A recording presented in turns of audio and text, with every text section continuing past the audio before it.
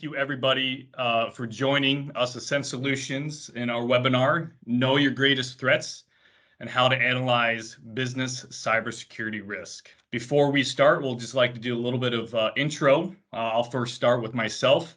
My name is Josh Decker. I'm a 16-year cybersecurity vet. I say vet specifically because part of my background is in the United States Marine Corps doing IT and security. I did my time in the Big Four and now here at Ascent as an executive, and I'm also accountable for all of these cybersecurity services that we deliver to our customers here at Ascent Solutions. For today's webinar, we'll talk about the threat actors and how they think about targeting your business, how we can track their intent through cybersecurity threat intelligence and the metrics that go along with it. Wrap up the conversation with how companies can start operationalizing and thinking about CTI within their security programs, and really demonstrate how cybersecurity investment spend can reduce operational and financial loss. So it's a big topic. It's going to be fun. It's going to be exciting. We got a couple really great experts within this space, giants within the industry. Jason Floyd, who is our Ascent Chief Cybersecurity Innovation Officer, and Brad Palm. He is the leader of our cybersecurity software and product development. And these two gentlemen today are really going to help us unpack to kind of really understand these topics and what we can start thinking about today. Jason, would you like to introduce Brad? And Brad, would you like to introduce Jason? We're going to do this a little bit differently. And just so everybody knows that's in attendance, that we, all three of us, have shared experiences and know each other from the Marine Corps. So we're just going to take a little bit different approach to get to understand, who's going to be delivering the webinar today. Is that the Jason? first curveball of the day? Absolutely. All right. Yeah, I'm happy to start. So Brad is from Montana. Hails from Montana, wife and 5 kids. As Josh had said, he's a Marine officer, like we all are here on the in presenting, and a friend. We were connected before we were connected at Ascent. He's an engineer by training, both in the traditional sense of building things, but the beautiful thing about the Marine Corps engineers is they also break things and blow things up. So it's an interesting background to cybersecurity and how you think about it. He's got his master's in computer science from Naval Postgraduate School, and then spent that time on a payback tour at MCTISA, pen testing military defensive systems. He is a developer and really leads our software business at Ascent, as Josh had introduced. A little bit about him and his hobby. He's an avid hunter, a great hunter. It's probably why he's over in Montana. And probably the greatest thing I could say about him, and the reason he's here on the call, is he's a phenomenal security technologist. Very experienced, spends a lot of time brainstorming with me about where the industry is going and what we can do. So that's Brad Palm. That was way too kind to kick this off. It's going to be hard if we start taking polarizing views during the discussion to maintain this. But I'm scrolling through LinkedIn at the moment here, and I'm catching up on Jason Floyd's background. But I can probably rattle off more interesting things if I were just to dig back to late night bar stories. But Jason Floyd, as he alluded to, is a fantastic friend. I look to him both as a peer, but also as a mentor within our business. Jason did time as a communications officer in the Marine Corps. He then went on to the Marine Weapons School, which we kind of call the Top Gun of weapons and tactics, and focused on employing cybersecurity principles within that domain. So has a really cool experience on the military side of the house. He exited. He maintained his reserve status, so he still is serving our country, which I love him for and I appreciate him bearing that. And has spent the past, I would say, 5 to 7 years, I might have my math off, at Ascent, as what we call one of the plank holders, where he's really been kind of like building and maintaining the ship that is Ascent and kind of leading them into these uncharted waters, which is defending businesses from threats that are out there. So Jason is a fantastic friend, mentor, partner in crime at Ascent. And on his free time, he is also a hunter. He is busy stalking whitetails, where I'm usually focused on elk. And he likes to drive around in his big green tractor. He has a John Deere, and he likes to putz around the weekends, moving dirt. And I'm not sure if he's really cleaning up much, but he's definitely moving things. So we'll just leave it at that right now for intros. I'm pumped to be here with you guys.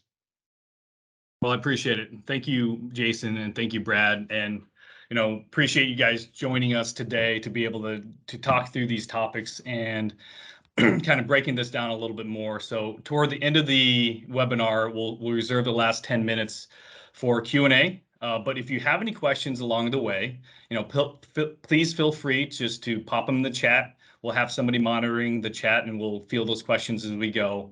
But we definitely wanted to make sure we had some time at the end so we can discuss these topics further. And if you guys have any questions, address those too as well. So now I want to really kind of start off this conversation as, why are we talking about risk, business cybersecurity risk? And I think it's very, telling for us, or innate and kind of ingrained in our DNA, that we as cybersecurity professionals know risk.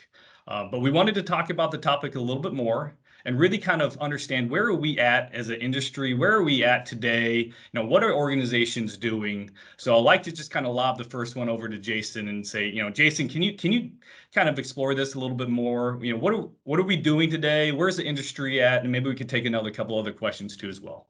Before Jason jumps in, I forgot a validating point for this discussion. I apologize, Josh and Jason, but Jason has a background in obsessing over risk that I forgot to mention. He has a master's of science in security technologies, where he really dug into industrial control systems, and he has an innate ability to bubble up technical cyber risk back to the business. So I could think of nobody better to lob that question to than Jason. So take it away, Jason. Yeah, thanks. Well, I think to the core portion of your question, Josh, where we're at in the industry with risk is a bit of a challenging position. Unfortunately, through probably just the way the threat has evolved, the way the industry has evolved, the way the landscape has evolved, reduced resources have impacted the industry. It's really gone a little bit by the wayside, a focus on true risk and the risk arts and the risk sciences. Certainly not a wholesale abandonment. We still talk about risk. We still use the language, but the risk being at the center of the way that we are as security technologists isn't necessarily the standard across the board. I don't think anymore. We as security technologists, our primary job, in my opinion, is to articulate, manage, and mitigate risk. That's what security technologists do for the business. And being able to focus on that, I think, is absolutely critical to the foundation of not only the rest of the discussion, but the foundation of how we think about using technology, science applied, using science applied in order to protect our businesses. So I think it needs a little bit of a sharpen the pencil in how we think about it as our industry and as our field. Yeah, I mean, you said something that I think that a lot of us are experiencing today.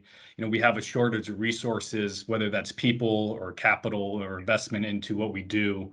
So can you take it a little bit further? Is like, what are you actually seeing organizations doing today to tackle risk? I think there's a handful of things at the very beginning that organizations are using in order to tackle risk. Cursory, limited risk portfolio is what some organizations are doing.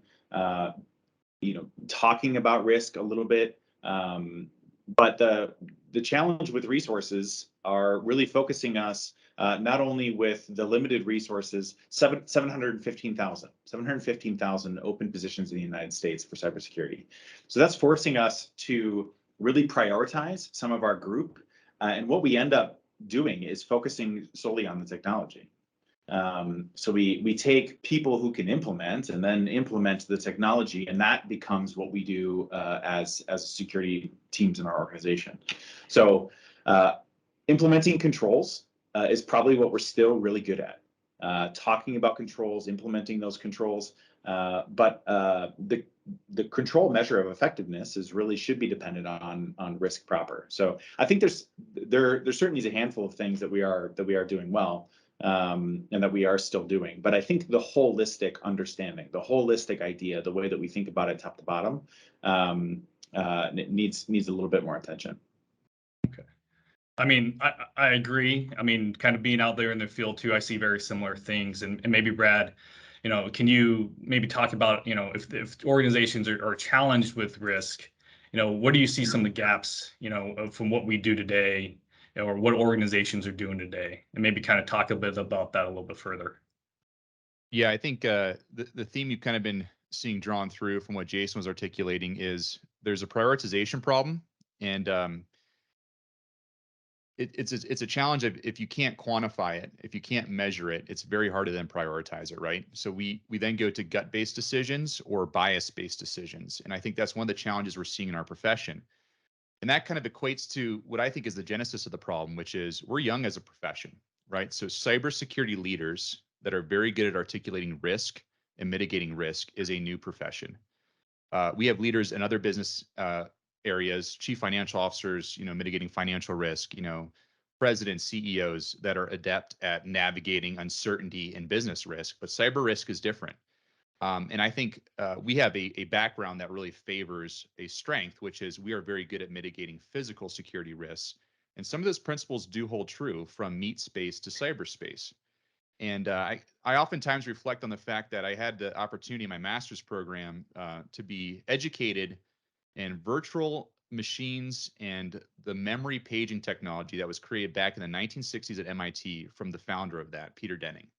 So I am being taught in my profession the science from the original creator and white paper author.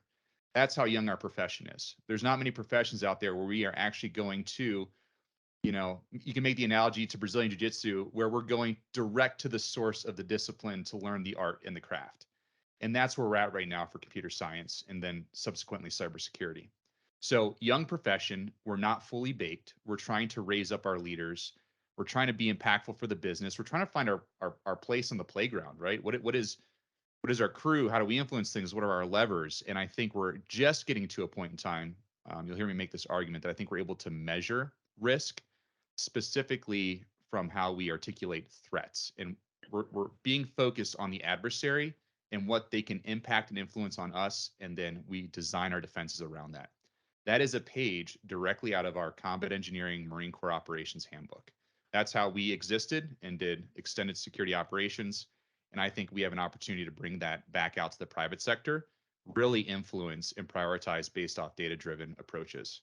And I think that's where we're going to be going. I'm excited about it. It's got me fired up. That's where I want to put my time into creating tools and crafting leaders and analysts that are adept at navigating that risk. No, I love that. I love the idea of kind of where this is going and kind of how you're articulating. You said a couple things that was kind of interesting for me that, just kind of hearing you both of you gentlemen, is that there's an art and science to this, right? And we need to get to something that's around metrics. So I think, Jason, going back to you a little bit, if we think about metrics and how we can use this information, why is it so important, right, for security professionals and leaders within our organization and industry and CISOs and everybody that's trying to try to solve this cybersecurity problem? Why is it so important for us to use risk in what we do day in and day out? Yeah, so as Brad alluded to, this is something that I'm pretty passionate about. Risk is really the only grounding portion of the conversation, the only grounding element that we have in our discipline that doesn't exist in this odd ethereal space of cybersecurity that's hard to see and hard to feel, and hard to articulate. Risk brings all of that into a way in which we can articulate the metrics, we can see the metrics, we can talk about security in a way, in a new domain, in a new portion of cyberspace, where before we could talk about it easily. Brad talked about how the discipline grew out of physical security. That makes tons of sense. But physical security is so much less complicated than cybersecurity is. And so we need something that's grounding. We need something that brings it all from the periphery into the core portion of what we do as cybersecurity teams, into the core portion of how we integrate into the business. All of that centers around risk. And really where the rubber meets the road is not necessarily justify our existence, but justify our business, justify how we are leveraging the limited resources that I referenced earlier, both in human capital and also in spend. The only way in which we can really bring all that forward is either pure anecdote, which a lot of businesses try to do, is articulate it purely based on specific anecdotes, or you bring centered around risk in the core of risk. But one of the things that I hear on a regular basis as we talk, outside in the field, talk to peers, talk to some of our customers, talk to our partners, is the age-old question. Just necessarily, it hasn't gone away, and that is, how do I know that I'm protected? How do I know I'm protected specifically against X? And X changes every day. It changes every month. It's always evolving, and the way that grounds that portion of the conversation is always going to be risk. Yeah, I think probably some of the questions that the industry is struggling with, and there's probably, a lot of questions for the group two here as well, is how do we start doing that? How do we think about delivering the right cybersecurity capability with the right amount of spend, that addresses, our, probable threat exposure. And I think, Brad, it would be great for you to kind of double down on that question is, how do we start, if risk is the center of everything and it helps us, enables us to do what we need to do, how do we need to start thinking about bringing risk alive and what we can do to be able to kind of start thinking about tracing threat exposure to, security spend to reduction of, financial and operational loss? Yeah. So, we're starting to tee up the art and science discussion here. We're trying to get into a little bit more of the science and have data-driven outputs for us to make concrete decisions on. And Jason hit one of the ideas here that I think is one of the most challenging questions in our industry. Is you're sitting in a boardroom, CISO is back briefing the board on the improvements that they made over the quarter in their quarterly brief. They're saying this is how much we've spent, this is the tool we put in place. And then you get this, not a sniper in the audience, right? It's not somebody trying to be malicious or like do a one-upsmanship, but it's an intelligent board member was reading the news or had another board member, a peer, talk to them and say, hey, we just got hit by ransomware, or we just got hit by this attacker. And so say they pull out the headlines, whoever hit that attack, the major news feed that week, and the attacker that's present, and they will ask the CISO in the meeting, are we confident that we can defend against ransomware actor XYZ, right? Ransomware actor Conti, Ryuk, you name it, right? Whatever crew is out there kind of knocking on the doors and shaking people down for money, that's what's in the news feed, and that question gets bubbled up. That question has so much complexity in it and has so much data that needs to support an answer. And a lot of times you'll get either somebody that's overly bullish that says, yes, 100%, we got these guys, no problem. Or you'll kind of get like the hand creeping up, like, I have no idea how to answer that question. I'd love to get back to you. But then they start to look internal on like, how do we actually answer this question? So this question is rooted in, can we mitigate the risk that is encapsulated by this actor, right? So that actor then becomes this object, this threat model. And then we need to think about that as, how do we judge our defensive posture with this threat model in mind? And again, I'm going to tear a page out of our military handbook. We could do this just as easily with a football analogy, right? Watching films ahead of time. But in order to articulate and craft a defense, you have to be threat informed. You have to look at your adversary, understand their capabilities, what tools they bring to bear against you in this fight. And then you need to craft your defense in such a manner that you can mitigate it, right? You don't want your defense to be tuned against something that is non-relevant. You want your defense to be tuned against somebody that is focused on your industry. So that's one of the binning operations we do, is make sure that the adversary that we're focused on for a client or a partner is industry specific enough that it actually means something to them. Because the defense industrial base is very different from consumer packaged goods. There's no doubt about it, right? We know that from targeting, from different operations of adversaries, that they're different players in those games. So industry binning is important. And that's an example of how we can become intel driven. So threat informed, intel driven is pretty much our loose recipe for being risk-based and how we design our defenses. And I think we might want to explore that a little bit deeper, because that's kind of like a cliffhanger there, isn't it, Josh? I think so. And if, going back and double down on that football analogy, I think there's a handful of top 25 losses this weekend where you can probably think about, maybe they weren't necessarily doing the right things or prioritizing the right things against, what the threat is there, what's the risk. And are they doing what they need to do with the data to ensure that they're prepared? Because I don't know if there's any A&M Notre Dame fans out there, but it was a tough weekend. It was definitely a tough weekend. But I love this because I think we're transitioning now into kind of the middle portion of this webinar. It's like, how do we actually use this, or how do we operationalize this? Right? I love I love risk-based, threat-informed, intel-driven.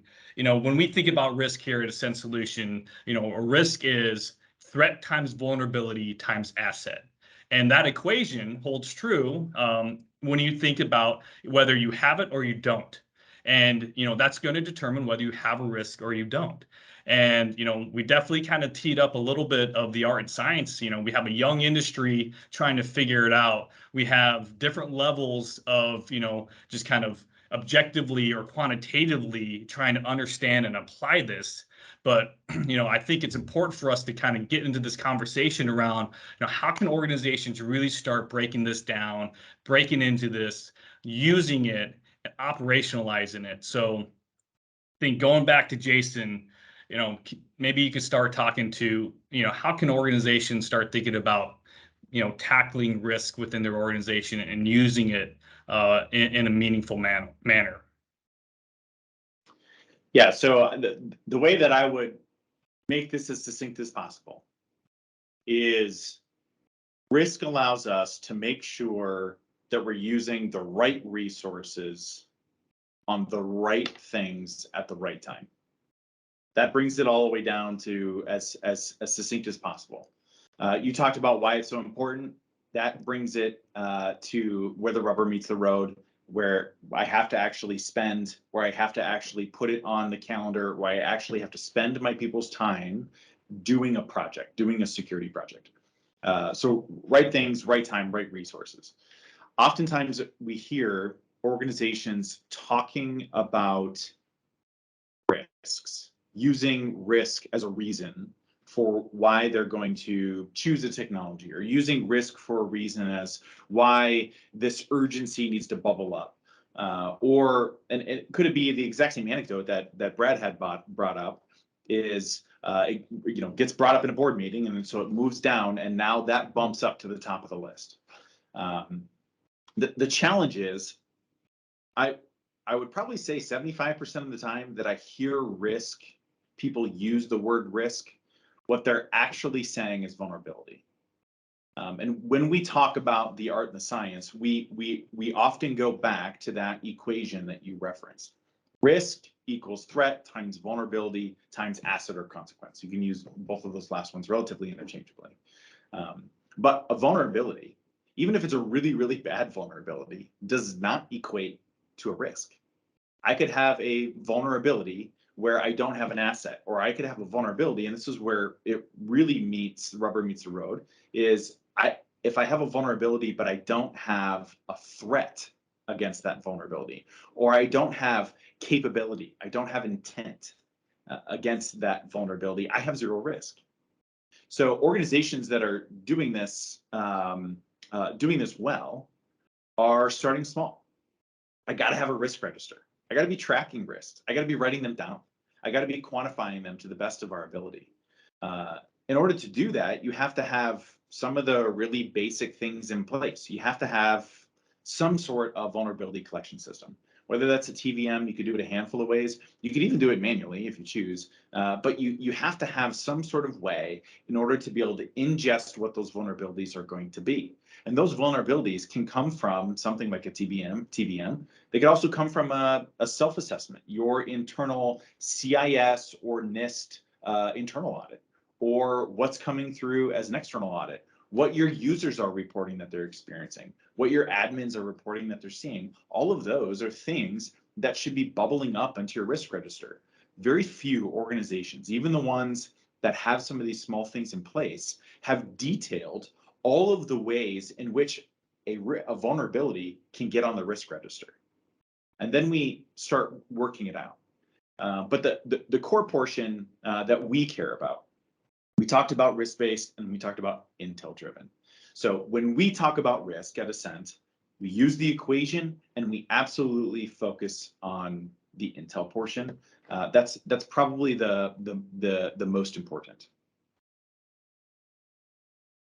And we had a question come through, and maybe Jason, I think one of the audience members was wanting maybe can you provide a little bit more concrete of example of a vulnerability without an asset? Yeah, I can provide some, and Brad, maybe if you have some experience as well. One of the things that I see in organizations is they grab word of mouth intel rather than a TVM that's going against a system. So the thing that's nice about a TVM is it scans your actuals, and then your actuals come back. But understanding the asset component is just as critical as understanding the threat component before you get all the way to the risk. So anecdotally, Log4j drops. The difference between me having to spend the next month of nights and weekends fixing it versus us saying that we're ready to go is whether or not you have taken care of the inventory on what Java you're actually using. So when that happened, we fielded a lot of calls. How exposed am I? Well, I can't really answer that for you because that's an asset question. You need to be able to, this is CIS 1 and 2 really, is to be able to say, what those assets are and that you've connected those directly to the vulnerabilities. Brad, do you have any other more specifics? I was going to use the Log4j example because it got so much hype. Again, we are victims of the press sometimes, I think, in our profession, where like we have to be reactionary to hype cycles. Log4j got a bunch of people spun up. It was a valid vulnerability. And then you have to go and assess, does that vulnerability exist in my environment? It could be binary, yes or no. If the vulnerability exists, we then look at the impact of it, right? Like if they hit this system, what is the business impact? So that's one way to look at it. But if it's a no, well, that vulnerability is out there and it's not mapped to an asset. So that would be an example of hyped vulnerability that we have to spend some cycles to investigate and research if it exists. And if it's not tied to an asset that we have, we get to like just drop that off our pack and let it go, which is a good day. But that took some time, right? That took people and process and probably some technology. Jason alluded to the TVMs, some kind of register where we're going and vetting this. But in that interim, we're spun up. We're wasting cycles that could be towards something else to go chase down essentially this false lead. So that's I think that's an important thing. And Jason also hit another critical thing there. The CIS top 20, top 18 now has had inventory and control of software and enterprise assets at the top, as long as I can remember, probably since the creation of the framework.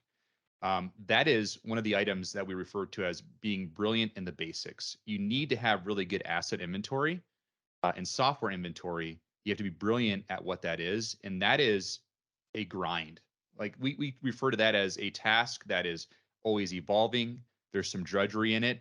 There's not a super elegant way to do it, but if you can get the people, process, and technology aligned where you can do really solid asset inventory, then CIS control number 7, which is vulnerability management, falls into place on top of that kind of foundational layer.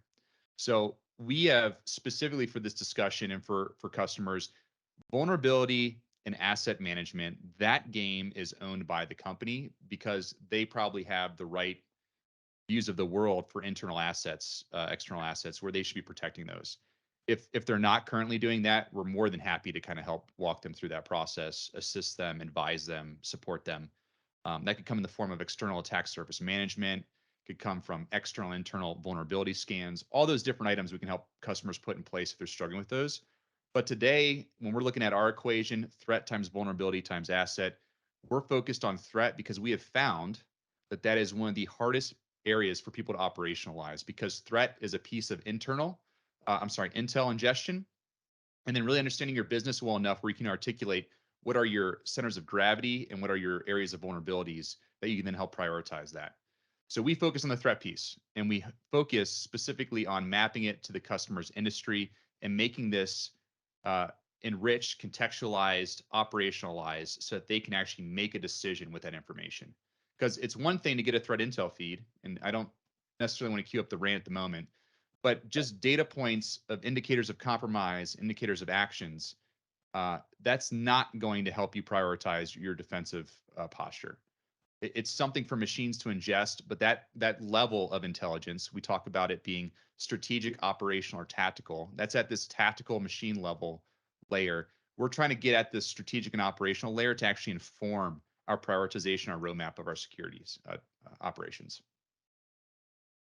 I appreciate that. I think that we're having an interesting conversation with kind of all of this where we're at, because I think we are in a position where board members, and especially the regulatory pressures around more cybersecurity expertise and knowledge within that group of people, that we are being challenged as security professionals at the most granular tactical level, right? And so, maybe Brad, walk us through a little bit more of the science. I just think about, like, how do we take that threat component, because that's what's being articulated a little bit, right?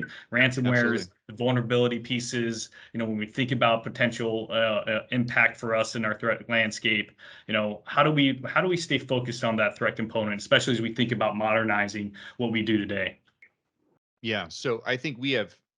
I kind of mentioned this in the beginning, but I think we're finally getting to a point where we have enough data where we can start to do some statistics and heuristics against the data set to inform an opinion and then have the data support us, right? So it's not just Brad's bias informing this opinion of where we need to be spending money. It's now data driven. So the methodology and the tool that we use for this, the repository of information we use, is Attack. And I think Attack has become the common lexicon for the cybersecurity industry in which we communicate threats. It was created out of necessity. I believe back in 2013. We've had roughly 9 years of this thing maturing. We're getting close to that decade point.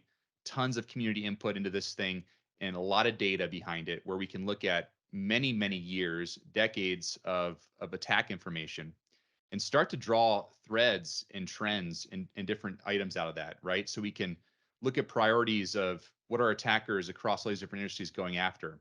So we can leverage that information to then inform our defensive structure.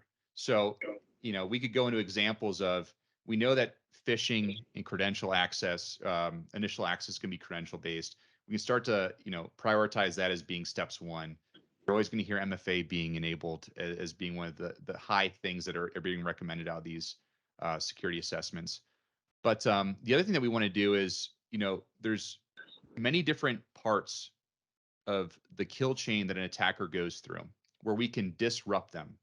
And I like to think of us as having our home field advantage, kind of using this football analogy again, where we get to use our home field knowledge, we get to use the noise level from the crowd as an opportunity for us to disrupt and redirect attacker behavior. And that's by knowing the attacker well enough where we can leverage our strengths against them, whether that's an EDR platform, or that's deception technology, whether it's interesting threat hunts that we have queued up on a weekly basis, specifically tuned to the techniques that adversary demonstrates time and time again, right? That is the type of stuff that we're talking about, of like building up our home field advantage. When they enter our network, it's game on, and we should be leveraging our security tools to disrupt them and really make them work for it. Obviously, on our end of this, of the defensive side of the house, we want to completely disrupt and throw them out of the network, right? But there are so many opportunities for us to disrupt an attacker. It is not game over when they land inside the network and start to do their enumeration, their pivoting, their lateral movement. So that for us is influenced both from practitioners coming out of the military, understanding how to do pen testing and red team operations, but also looking at our adversaries and our enemies and really understanding what they can bring to bear against our environments. So it feels as though that we're definitely getting to a point of maturity with our industry that we can really start shifting or pivoting what we want to do. I just want to go back to Jason just a little bit. It's like, if I know there's a ton of tools out there. The industry is, vendors or technology companies out there have fud their way to get enough technology out into the organization where there's enough tools. There's tons of tools. There's tons of data. And I think we're talking about today is how do we take that? How do we harness it? What do we need to really land on and focus on to ensure we're doing it the right way? But, maybe Jason, can you just take, why are we still, if you believe in the concept, there's theoretical and probable, and I don't need to walk that dog down too far to understand that there's a lot of people doing stuff out there just because they need to do stuff. And there's a lot of people that are doing stuff out there that's focusing on the right thing. That's, I think, the conversation we're having. So maybe Jason, just talk about why are we still focusing on theoretical versus probable? Yeah, I think that answer's simple and maybe a little bit disappointing. It is because we don't really have a whole lot of other alternatives. You only focus on the theoretical versus the probable if you can. Brad talked about the analytics. You can only focus on the probable if you've done the analytics. You can only focus on the probable if you have a mechanism in order to which operationalize threat intelligence. And I think that's a core portion of really what we're discussing. In the same anecdote of a board in a board meeting, CISO's there, ask them whether they're protected against Conti. What typically happens is Brad said they could just say, overconfident blanket yes. What's likely going to happen is they're going to turn to their immediate lieutenant and say, are we protected? And then that lieutenant's going to turn to their immediate and say, we're protected, right? We are protected. And then it's going to go down this game of telephone all the way down to the technician who says, yeah, I turned a 1 into a 0, we're protected. And then it's going to go all the way back up. That is not operationalizing threat intel. We want to be able to pull in what the actual landscape is for that exact company. What organizations are looking at that company? What is that company's posture? What is that company's industry? What are all the factors that would have us give some sort of confidence that there is legitimacy to probable? So the reason that people aren't focusing on the probable is there's no real way for companies to grab onto that and say, I know the difference. I can identify, I can quantify, I can articulate the difference between the probable and the theoretical. I often, in the military, I would articulate intel as quality intel means that I can make a decision off of it. Bad intel is intel that I cannot make a decision off of. And it's really that binary. So what we want to be able to do is take the threat component, take the vulnerability component, take the asset component, combine it together, and present a decision to the decision maker. That's where it really becomes valuable. That's where we can bifurcate the theoretical and the probable. Absolutely. And I think this is kind of a good transitioning point, because when you say make a decision, how do we help organizations? So Brad, I think this is really teeing up you around operational threat and set intelligence in a manner which can help us bring that business context for a decision to, maybe a board that's a little bit hesitant to invest into cybersecurity, right? And so I'll let you just kind of tee up this a little bit before you transition the demo. But I think what we would really like to do, we talked about the art, we talked about the science, the theoretical, the probable, kind of what's going on. I think we would love to get to the point here as we transition into is really showing how we as Ascent Solutions help organizations with this problem, right? How to take threat intelligence, walk it through, from what we do as cybersecurity, professionals and the defensive side, how does that manifest itself into business context, right? How does that, prepare and arm us to be able to do the things we need to do aligned to our biggest threats? So take it away, Brad. Yeah, I want to try and blend those streams together here. So Jason hit an important terminology for me that really resonates as a defender or an offensive person, and that is landscape and mapping of your territory, your terrain, and really understanding your avenues of approach in your defense. So I want to hit on that, and I'm gonna go into quickly how we kind of visualize that in just a second. But I'm going to try and thread in this question that a guest gave us, which is, how would you recommend starting conversations with a board who is hesitant about investing in security? How would you start to kind of articulate your viewpoint? And the reason why I'm going to throw this in here is because what I'm going to show you from this mapping perspective is data-driven. And I believe that you have to have data-driven discussions with your board members and business members, because that is the language that they've been taught to speak, right? So when you do a business case, an investment thesis, when you look at financial models for forecasting out next year's revenue, and do we enter this space? Do we enter this market? Those are data-driven assessments, and we can argue the fidelity of those data-driven assessments sometimes, right? Because every model has its flaws, but they are using that to inform decisions so they're not having gut feelings just driving the business. I think that you can get in and make hay, proverbial hay, when you're talking with those leaders by bringing data-driven approaches to them that show them, one, that we have a risk that is active in our industry and there have some prevalence, and we can extrapolate what the size of breaches look like and the damage inflicted on that industry, whether that's a 1-year look back, a 2-year look back. So part of what I do is when we do our threat intel on an industry for a customer, we'll do a 1, 2, 3-year look back, 5-year look back for a ransomware crew, or an aggregation of ransomware crews for that industry, or specific threat actors, and look at what damage they've been able to inflict on those industry members, and then kind of just draw a median or an average of what this damage looks like, who their targets were, maybe extrapolate some sophistication of the businesses. And then you can start to say, are they a near peer? Are we close to them? Is our cybersecurity spend on point with them? They still experience this kind of breach. You can draw a lot of information out of doing solid open source intel analysis on the threat actor and the industry they've been impacting to try and figure out a number for your risk, right? For a cybersecurity breach number. And then you start to kind of backwards plan from that and say, risk versus reward, classic discussion. The more that we invest in defense, we get to help mitigate and offset this risk. At what point do we call investment enough? And that's what I'm kind of going here is, how do we start to determine when enough is enough, or when we're actually at a secure point in our architecture? So I will share out my screen. And what I'm going to show you here is a tool that we've created internally to kind of support this work. And it's kind of been a bit of an incubation out of R&D that supports our analysts in the field, but it's also used by our SOC analysts and within our managed security services to help protect our customers. And what I'm showing here real quick is a demo environment. Ascent is being the client in this case, right? So at the top here, and we have articulated that if threat is specifically ransomware at this case for our business. So we're not concerned about an APT. We're not really concerned about hacktivist groups. We're concerned with ransomware crews who are criminal organizations that are basically taking targets of opportunity to go fill their coffers, right? In the past 3 years, have provided a ton of evidence of ransomware as a service, big game hunting crews that are going out and doing catastrophic damage to businesses, holding them up against the wall and kind of shaking them down for money. So that's our focus for this model.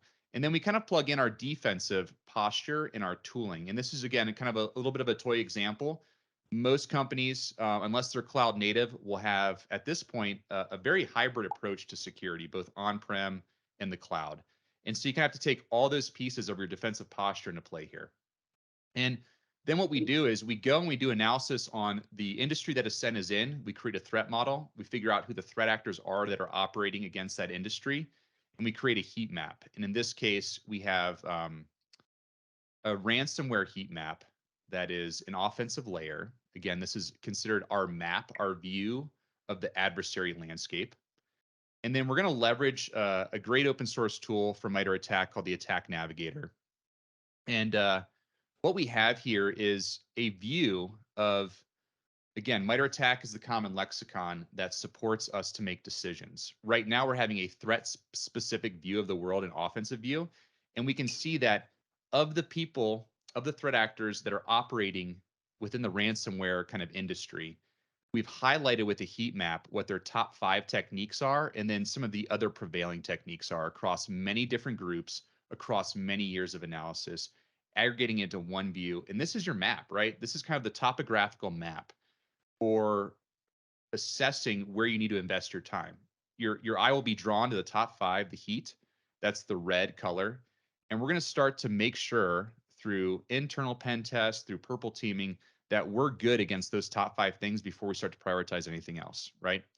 And in doing this approach, I'll share my bias. My bias is over here on collection, command and control, and I am a network traffic background guru. That's where I made my bread and butter. Like, I love network traffic. But if I'm to look at this heat map, that suggests I shouldn't be anywhere over in network traffic at the moment because there's so much more to be gained elsewhere with different technology solutions. So I'm now pulling away from Brad's bias. I'm using a data-driven approach, and I'm going to go fight for spend if we have a gap. Now, what does a gap mean? Well, we take that threat view that I just showed you, and we take whatever defensive posture we currently have, and we kind of do an overlay.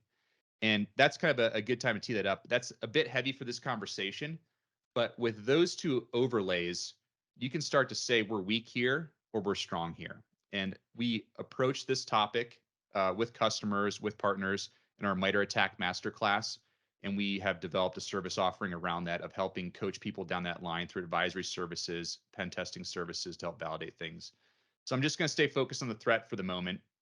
But from this, we're able to say, with this map back to our board members, as we do these analysis and these gap overlays, we can start to wipe things off the map that are covered and we have validated that we have strength in. And then we only bubble up our gaps and we talk about how we're working through those in our security roadmap. And then we provide confidence. This is all about a confidence interval of, just like it's going to rain today, we might have a 20% chance of rain, right? As we work through these processes, we start to get to a point where like we have 80% of the techniques vetted, covered, and we're feeling really good. Going back to this discussion about all these different little columns here are awesome areas for us to impact and influence the adversary's movement on our network. And we can do something about it, and we have confidence in it, and we report that back up. So I'm going to pause there. I think we hit the key items there, Josh and Jason. Any questions around that? Any follow-ons? No, just to follow on, a really quick follow on. Now I have risk, and only until then did I really have a risk articulation that I can bring back as I bring our asset, lens to the conversation. And I understand what our defensive overlay, again, that's probably a further on conversation, but when I can layer those things on top of it, and I know the asset that I'm bringing to the conversation, then and only then do I have a risk articulation. And then and only then am I fighting probable versus theoretical. Absolutely. Yeah, and we have found that, kind of going back to this discussion of like, how do we operationalize it and provide it out to other people, like giving them a feed, a JSON feed, or just this bucket of information just to stream millions of them a day. That doesn't help us make a decision on if we're more secure or not, right? But that map, what I gave you, is inherently what we as humans are kind of used to ingesting and making decisions off of, whether it's from a leadership military background, we're always looking at maps and plotting things, or if it's from a hunter background, right? So I can give somebody a map to my honey hole and they go in and they have great success, right? They know how to walk the terrain. They know what stream they need to be fishing on or what hollow is holding elk that day. And then so a map is a way for us to articulate and help drive people to the objective. And that's what we like to give to our customers. And we could also take it one step further and be a guide for them, right? So it's one thing to provide a map. The next is to have a guide that actually walks you onto the target. And so we look at what we offer to customers when we really break down this threat component as being providers of maps or being a guide along that journey and really getting them to where they need to be. Yeah, and I think we can quickly kind of see when you talk about defensive overlays against your threat landscape or threat exposure, identifying gaps, spend against those gaps, to prevent, risk to the business. I think that's really important. Now we're starting kind of piecing it together, but we kind of really have to have that front end piece to be able to drive the decision making that we need and have confidence in, and that's going to give the board confidence in that we are addressing these things. And so when you see and hear Log4j and these different things coming in, those techniques and those tactics and procedures are in MITRE. And so we know how to be able to navigate that conversation and understand what is our current posture and future spend to be able to reduce that risk, because we know that's going to have potential impact to lines of service, businesses, for the organizations, and how that might potentially impact financial loss. So we did a phenomenal job maintaining our timeline. And at this point right now, we're opening up for questions. And so, we kind of talked about, what is this, where are we at? How are we doing it? But how can we leverage, a tool like a Silent Nav and, Attack framework and using this information to drive what we're doing, I would like to open it up to the audience to see if there's any questions that they have based off of today's conversation. Feel free to pop them in the chat and we'll be able to field them from there. I am just opening the chat pane here. That's good.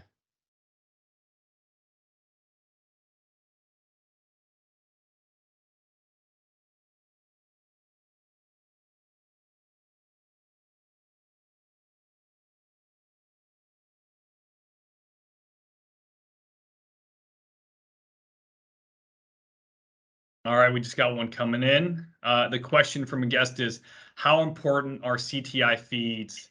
Does it depend on the size of my organization, or is always a good idea to prioritize threat intel even with a small team?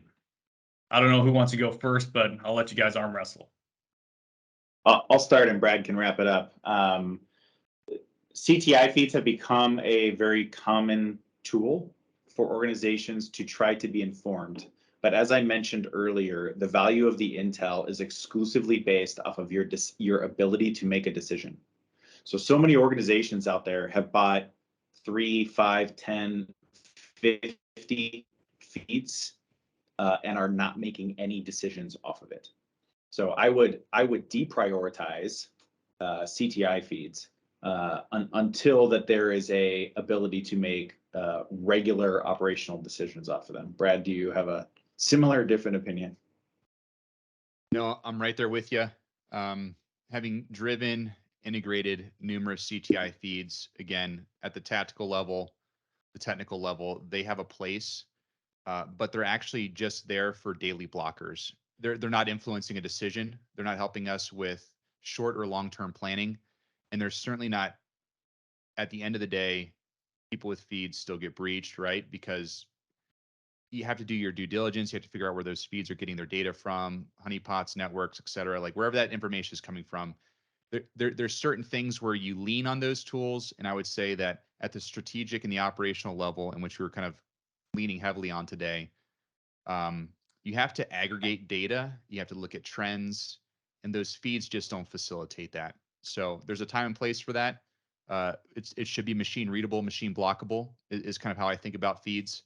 And really your analysts, they can't be ingesting that, right? And they definitely can't be distilling information to push up and down your different layers of management and leadership to communicate, hey, this threat is now on the scene. Let's do something about it. So I'm right there with you. We have another one, and I think it's kind of about where to start. Yeah. You know, are there resources available, or is there a good starting point, quick wins for organizations to start going down this journey? Open up to you guys. I feel like we could almost highlight failures of our past, Jason, here for things not to do. But I will tell you personally, as a practitioner, I've done risk a lot of different ways. And I started out in the beginning doing risk qualitatively with a risk matrix, and you kind of get fuzzy numbers, but you're actually not really getting into the science of it. You're kind of putting a number there, but it doesn't really mean all that much. And so it's high, medium, low. I think you've probably seen the risk matrix, different colors, different shadings. That's actually how we're taught in the military to start to think about risk until you kind of mature in your discipline. But the other part about that is that's risk as you're doing a decision-making process. We have a whole nother part of how we calculate risk when we talk about weapon systems and standoff and all these different things. So there's, I won't bore you to death with those details, but we kind of have a balance effect to that. So I did a real quick reversal and went down, if you're familiar with FAIR or how to measure anything in cybersecurity, there is a way in which you can derive quantitatively risk, hard numbers, using stochastic modeling, Bayesian modeling, right? So you go statistics heavy. I think that is, you're looking for data to support decisions. And I have found that it's so much easier to focus on the threat to have real lasting impact for your security efforts versus going to chase those other numbers that may be more impactful in financial modeling or something else. So I'll kind of offer up those nuggets as places where I've fallen short or struggled and spun my wheels. and how we came back to threat and attack as really our bread and butter. Yeah, I was going to say start with FAIR. Start small. Start with the templates that come out in FAIR. They have some good things that you can use in order to be able to very basic risk register process, and put it on your business like you do a cab, and then have the meeting and run the meeting and work it all out and have the conversation, even if it's just funny money, even if it's this weird mix of bringing quantification and qualification in, it's better than not doing it. So start small. They have some good resources.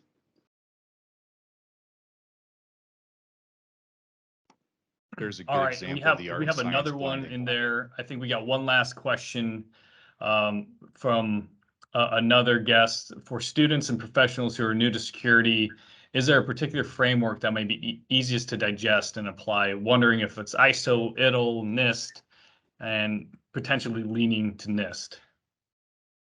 Yeah, you want me to jump, or you got it, Jason? Go ahead.